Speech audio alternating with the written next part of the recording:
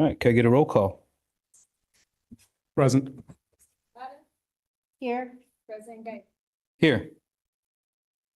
All right, moving on to number 8, unless there are any changes.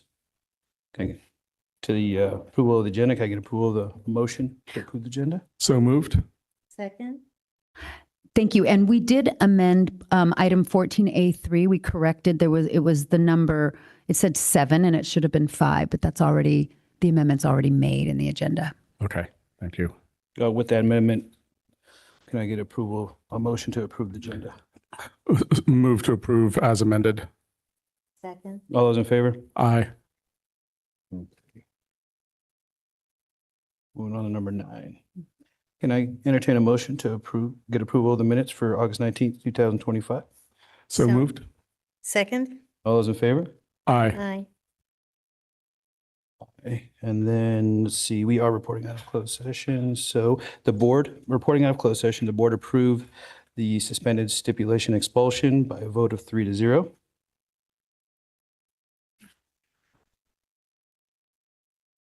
Moving on to communications, board report. Anybody's got anything to? I don't have a whole lot, but I was able to go to Terra Nova's back to school night last week, which was good. Nice to see, some familiar faces and also just to see the joy of the students and parents that evening. And I think that's pretty much all and yesterday I was able to go, I think, march in support of our labor friends in San Francisco, as well as, demonstrating against the current federal regime. So it was good to be out there and be amongst, several thousand people in San Francisco. So that was good. It's awesome. So last Monday, I'm with the Commission on the Status of Women for the county, and we hosted a Women's Equality Day event with our 3 women's supervisors who were panelists, and it was a really great, empowering event. It marked the passage of women's right to vote.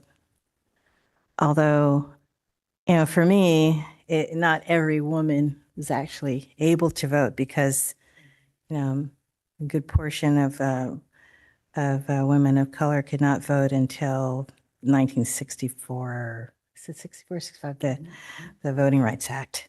So,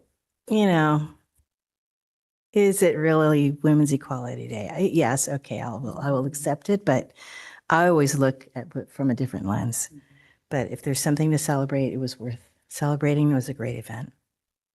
I think if anything, it's a good reminder that we need to hold steadfast in those values. Oh, yeah, because Because we are being faced it's with those being challenges chipped again. away Yeah. constantly, Yeah, for sure. constantly.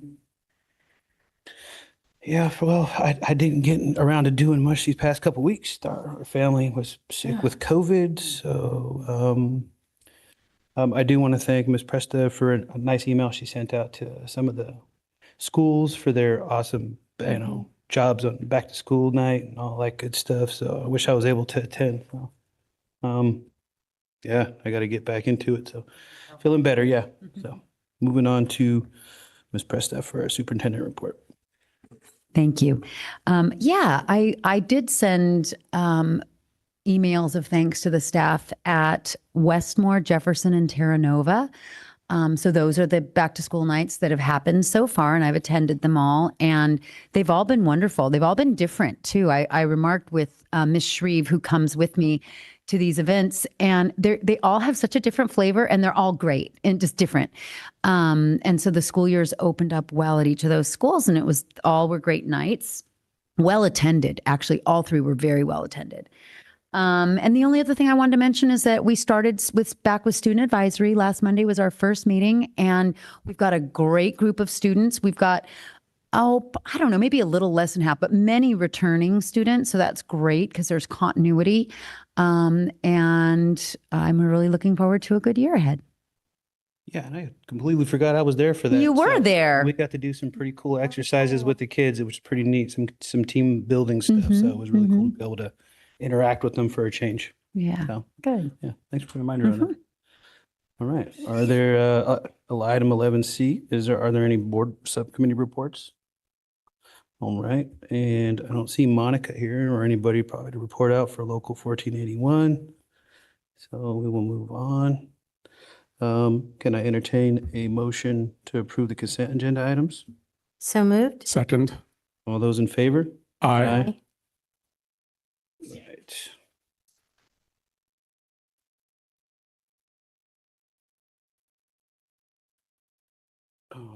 Let's see. Yeah. So moving on to item 14. Oh, no. So 13? 13, yeah. Yeah, so there, we do not have public comment on non-agendized items. Got it. Are there any public comment on it? Items? Got it. Okay. And we are moving on to discussion items. 14A1, That's me. Ms. Tony Presta. Yeah. So I was going to do these all as one, but I think I'll go quickly over each one. These are all discussion items so it's the first read. This first one, 14A1, is for board policy 9320, meetings and notices. And we've been doing a really good job at just updating our board policies with current CSBA recommended language. And that's why we're doing this one. And this one is specifically mainly updated to reflect new law, AB 577, which extended and modified the ability of a board member to join a meeting by teleconference. I just found that my battery is running low in my computer. So I'm going to take a moment. So if there are any questions about that, it's pretty self-explanatory. Do you mind if I kind of read all four of them? Okay. And then 14A2 is board policy update for Board Bylaw 9322, agenda and meeting materials. So it is updated to move material regarding public comments to be with content-related language, amend language to be more closely aligned with code language, and material regarding the means for in-person and remote public comments. And again, reflect new law of AB 2449, which requires boards to maintain and implement a procedure for receiving and swiftly resolving requests for reasonable accommodation to board meetings for individuals with disabilities. So there are just updates that were recommended by CSBA. Also reflecting new law AB 2647, which clarifies how districts can, without opening their offices after normal business hours, comply with portion of the Brown Act that requires writings or documents distributed to a majority of local legislative body less than 72 hours before a meeting to also be distributed to the public. The next is board policy update for Board Bylaw 9323. This bylaw is updated to reflect new law, SB 1100, which was passed in 2022, which authorizes the board president to remove an individual for disrupting a board meeting, establishes a procedure for warning the individual prior to the removal, and defines disrupting and true threat of force. Finally, there's board policy update for the board bylaw 9323.2, actions by the board. This bylaw is updated to add that the governing board may take action on a request by a board member to participate by teleconference due to emergency circumstances if it is not on the posted agenda, so long as there was not sufficient time to place it on the agenda. Additionally, bylaw was updated to remove language related to the authority of a district attorney's office or an interested person to file a civil action asking the court to order the board to stop or prevent a Brown Act violation, and replace it with language requiring the district attorney's office or interested person to first present a demand to cure and correct the alleged violation. And when such occurs, for the board to consult with legal counsel on if and how to respond. So all of these proposed updates are in line with language proposed by CSBA. Thank you for that. Are there any Thank you. comments, questions? So next month, they will be placed on the consent agenda for your approval. Just thank you, because I know there's often a lot of new legislation that comes through that takes us a while to catch up on or to know how to address that specific language. Yeah. Yes, thank you. Yeah, thank you for keeping us up to date. Okay. All right. Moving on to 14B, Student Services, 14B1, Board Policy Updates. Doreen, I think we'll let you do the same thing, kind of run through them. Yeah, Okay. I'll go through them. First of all, I just want to thank Chelsea for doing all this work. So the first one is BP 51162, involuntary student transfers. This policy updated to reflect new California Department of Education guidance regarding legal requirements and recommended best practices governing voluntary and involuntary student transfer. Second is BP 5117, interdistrict attendance. The policy updated to reference new law which authorizes a district to enter into an instruction collaboration agreement with another local agency, LEA, to offer the same or similar courses and coursework to students from another LEA who have been impacted by a teacher shortage, disruptions, or cancellations in science, technology, engineering, and mathematics classes, or dual language immersion programs. And Board Policy 5131.2, bullying. Policy updated to reflect new law, which requires that districts' policy prohibiting discrimination, harassment, intimidation, and bullying include a statement that the policy applies to all acts of the governing board and superintendent in enacting policies and procedures that govern the district. Policy also updated to reference new U.S. Department of Education guidance addressing discrimination and reflects CSBA's policy brief, school safety, bullying, and cyberbullying, which encourages districts' families to model respect, behavior, contribute to a safe and supportive learning environment, and monitor potential causes of bullying. Thank you. And obviously, we're seeing why it's so important to keep these things updated. Are there any questions or comments on these? Just one question on BP 5117. Have there been any instances like that for us? No. Okay. Not yet. Okay. Thank you.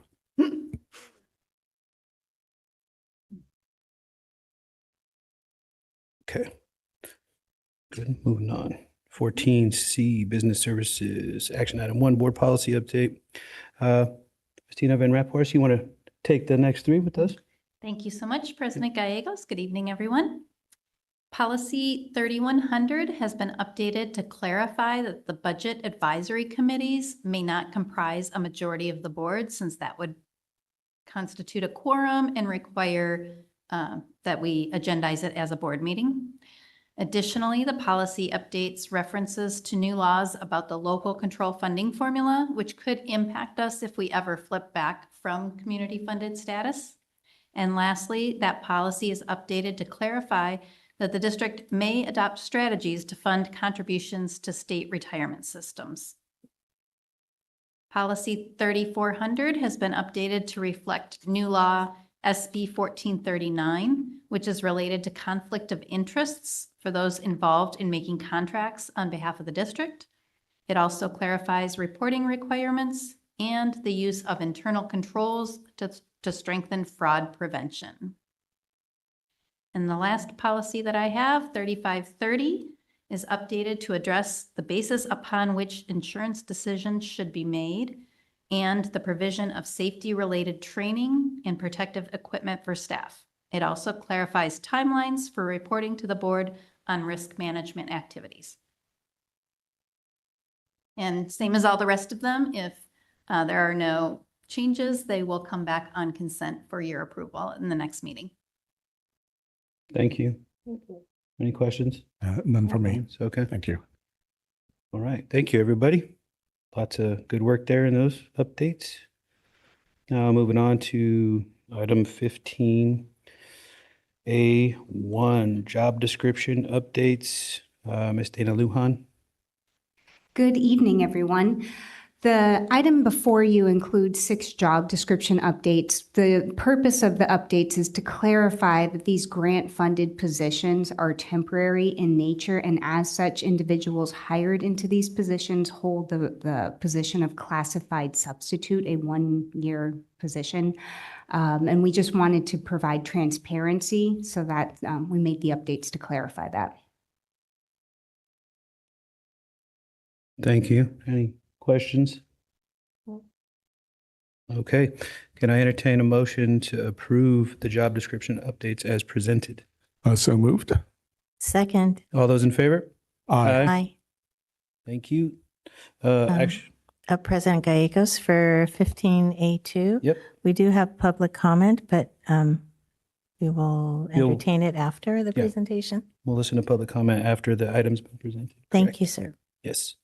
Okay, 15A2, salary schedule revision. Ms. Dana Lujan. Good evening again. Before you this evening is a salary schedule revision for the administrator's salary schedule. The redesign of the salary schedule rewards longevity for administrators who remain with the district to ideally promote retention. The update also includes a reclassification of the position of Director of Bond Projects and Constructions. This reclassification aligns with the reclassification work that we were doing for the classified unit, mostly engaged in the work we engaged in last year. And I welcome any questions. Any questions from the board? Comments? I would rather wait until after we've had the public comment. Okay, sounds good. Call the public comment. Hi. So our speaker is Bernardina, and you may come up to the dais. And you'll have 3 minutes. And the timer will be on behind us. Yeah. Thank you. Good evening, school board, administration, staff, students, and guests. Hello, my name is Bernardina Arias. I've been in the district for 6 years. I am a training assistant for the Adult Transition Program, and I am on the Union Executive Board. I am speaking this evening in response to the proposed administrative contract changes, and I speak for many of my colleagues. We respect the integrity of the board and the administration, and I want to support the intention to reward hard work and retention. We need to examine the difference between intention and impact. The impact of this intention is being overlooked. The impact is systemic inequality within the pay structure of our district's employees. Where did the administration find the additional $95,000 to pay themselves this school year between the $40,000 increases for both deputy superintendents and the $15,000 of increases for all other administrators under the new pay scale? The financial information shared with staff led us to believe the district could not fund new positions or salary raises beyond 4%. I understand the intention behind this proposal. I acknowledge the discrepancy report, which indicated that our administrative team was paid in the low to mid salary range compared to others in the area. I also know that many of our district employees make less compared to other districts, and the same report failed to include classified staff and focus on certified positions. Over half of our union membership is classified and make less than $56 an hour. The BIS salary schedule only goes up to step 7 and the OSS to step 5. Shouldn't they also grow 4 steps? Additionally, classified staff working less than half-time do not get benefits, and those with jobs less than 7.5 hours a day don't get retirement benefits. Our cafeteria workers make the least in this district, and in the last board meeting, you were hoping to cut 7 of those positions through attrition, but at that wage, those employees, like many others, can't afford to retire. The impact of the motion's good intention lacked transparency. The meeting agenda was published on Friday before a 3-day weekend, and the vote is tonight. It seems like you're giving management a substantial raise the day after Labor Day. It looks like the district cut 3 librarians to fund admin raises.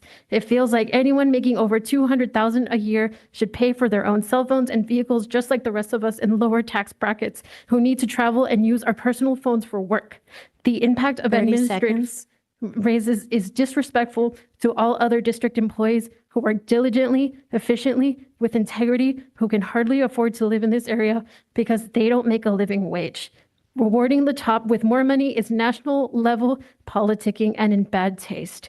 How can we stand behind the district mission statement with this proposal? Thank you. Thank you for your comment.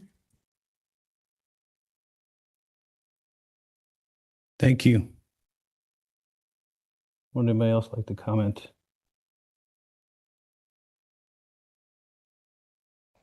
Yeah, this is one of those one of those things that's not always the easiest, knowing the discrepancy. We just know that that is what it is, unfortunately. But we're also well aware that our administrators are in a similar position compared to similar districts in our county. And I think this is probably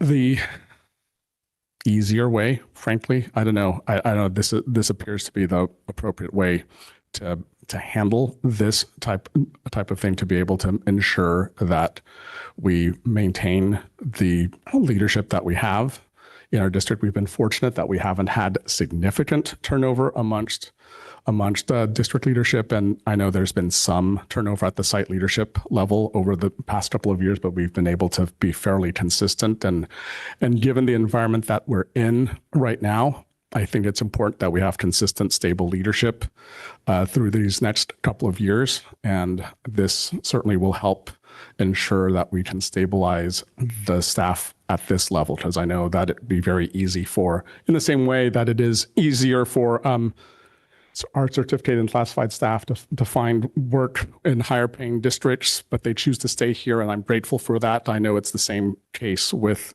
administrative level staff as well. And that's the unfortunate reality of being the lowest funded high school district in the county. Despite the fact things have improved, it's still, when you look at the chart against the other districts, it's not fun. When you see that it's we're at 130 of base funding, and San Mateo Union and Sequoia Union are sitting at 180 or 170. And that gap has persisted the entire 10 years I've been on a board, and will continue to do so, because structurally, that is unfortunately how it is set up, given that our district comprises of 4 communities, and that the property tax base of our district is right around $30-something billion. And that is the exact same property tax base as one city in San Mateo Union High School District, the city of San Mateo. Or if you go to Sequoia, Redwood City has the exact same property tax base. And that's not before we start talking about the higher wealth communities that are part of those districts. So we have a structural problem, and that we're never going to close that gap. But to the extent that we can continue to fight for more revenue, to be able to find ways to monetize our property, as we hope to be able to do with our property up the hill, I think these are the sorts of things I know I will commit to continue to do. And I know that's the best I can say today, and we know that this is just not one of those easy things to take care of. Thank you. I really want to thank you for speaking. I have to echo Mr. Lee's sentiments. I've been on the board since 2014, and being the poorest high school district in the county is rough. It's really rough. And those other districts also have education foundations. They also have, South City has Genentech, where they can get the property tax from that. And then there's Oracle in Sequoia. We don't have anything like that.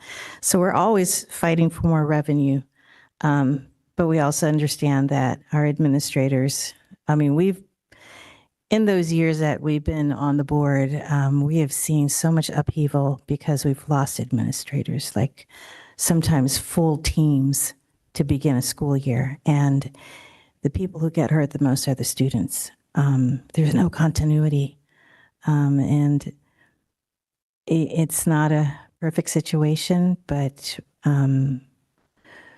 everyone adds value here. So I think I see this as a way to keep our administrative teams together, especially now when we need continuity more than ever, because we have a bigger fight ahead of us, and it's constant.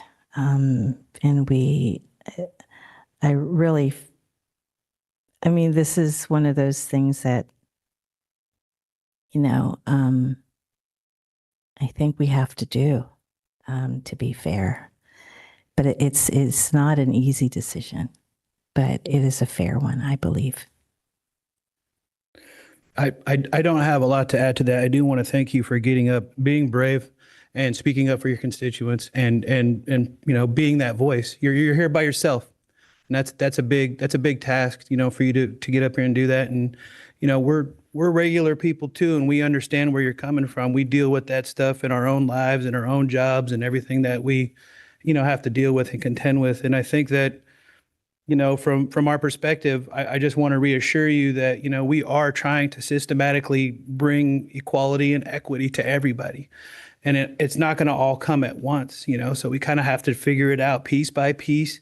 And we really need this team to do that.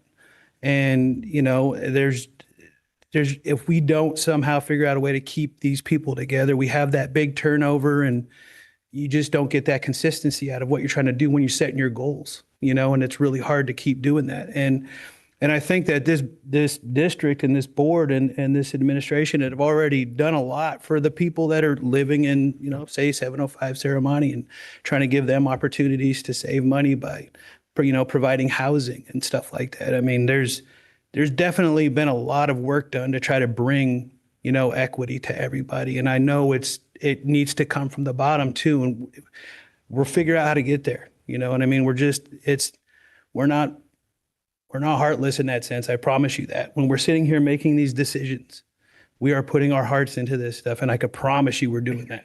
It's not, I know when you sit and look at the numbers, sometimes it doesn't make sense the way it makes sense when we're all sitting around talking about how we got to get to these numbers with our budget and all that kind of stuff. It's really complicated. And, but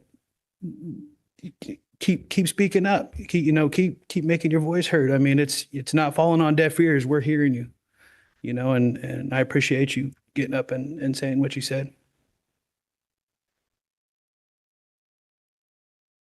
Any other comments? Okay. Thank you again. All right, moving on to 15. Oh, I'm sorry. Item. Yeah, we did a motion. Yeah. Move to approve the salary schedule revision for the administrator's salary schedule. Second. All those in favor? Aye. Aye. Yeah. Thank you. All right, now we can move on to 15A3, Deputy Superintendent Business Services Employment Agreement. Good Daly. evening. The item before you this evening is removes the Deputy Superintendent of Business Service position off of the salary schedule and places the Deputy Superintendent of Business Services position on a contract. This practice is common throughout HR teams, and it also helps promote stability and longevity for the position. Thank you. Can I entertain a motion to approve the employee contract for Deputy Superintendent of Business Services? I will in a minute. I'll just say I'm just grateful for this particular solution because I know this is it's important to be able to keep our senior-most team intact, and it guarantees that they'll be here for the next 3 years. So thank you. I agree with Unless they break their contract. Or something like that. Yeah. Come look for you. Yeah. Motion to approve the Deputy Superintendent of Business Services Employment Agreement. Second. all those in favor. Aye. Aye. All right, item 15A4, Deputy Superintendent of Educational Services Employee Agreement. Ms. Dana Lujan. Thank you. The next item is also an employee agreement. This item, the Deputy Superintendent of Educational Services was also removed from the salary schedule and placed on an employee agreement in the interest of promoting stability and longevity for the position. Thank you. Same comment as before. So All about stability and longevity. Well, I think it's clear we see what we have, and it's important that we take care of that, nurture that, just like we do the rest of everybody else. So, Yeah, this For sure. team is vital to our success and has been for many years. Like I said, we're in a fight right now, so we need you. and it's also there's also the hidden cost of having to replace these particular positions should there be a vacancy, and that's really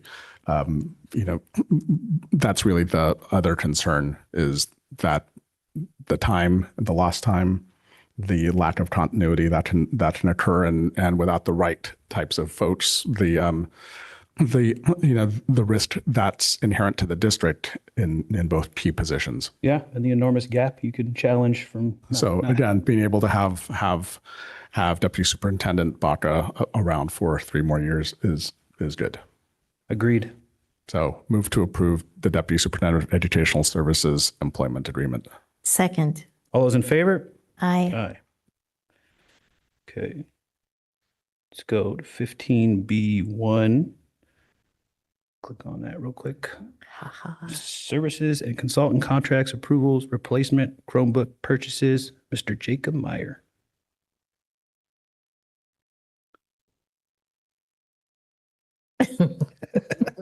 Well, you don't want to be in the middle? Come You're on. not getting me up there. He wants to be on TV.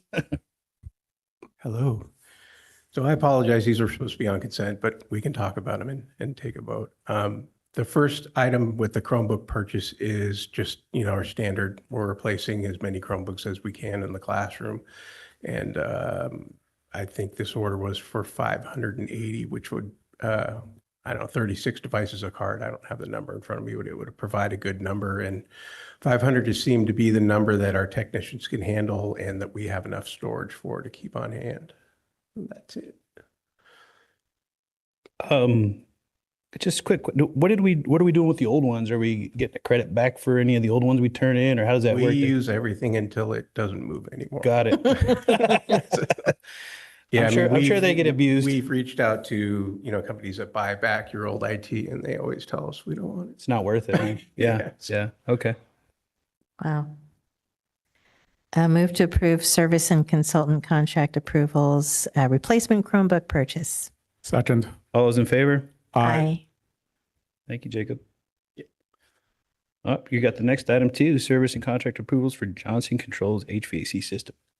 So this project is related to our HVAC system and basically the network and server that control the whole system. Over the years, it's kind of a lot of components of it have fallen out, it's the end of life.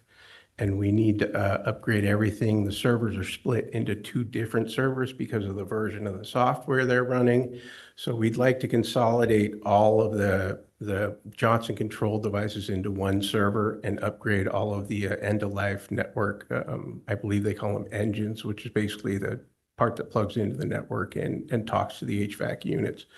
So it will update our entire system, which is also a cybersecurity risk to not have them receiving critical updates, and some of them haven't been for 10 years. So I think this is a great project, and I'm excited to get everything up to date. It'll also help making the management of our HVAC system a lot easier, only having to go to one place to update it or, make adds, moves, and changes to room temperatures and stuff like that. Yeah. Well, there's also a lot of cost savings in making sure that that's running efficiently, and I know that firsthand. So, you know how long this is going to hold us over until it needs to be upgraded again, roughly? Did they give you like a?